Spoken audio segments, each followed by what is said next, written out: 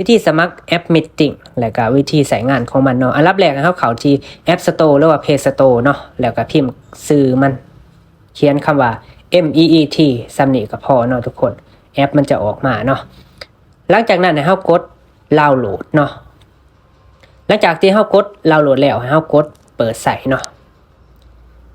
หลังจากมันออกมาหน้าตานี้เฮากดเชื่อมต่ออีเมลที่เฮามีอยู่แล้วก็ได้เนาะหลังจากนั้นเฮากดอนุญาตเนาะสำหรับเบอร์โทรแม่นจะใส่หรือบ่ใส่ก็ได้เนาะแต่ข่อยบ่ใส่เนาะมันจะออกมาแบบนี้เด้อทุกคนเด้อหลังจากนั้นวิธีใช้งานของมันก็คือสมมุติว่าในกลุ่มของเฮามีการส่งมาเป็นลิงก์แบบนี้เนาะให้เฮากด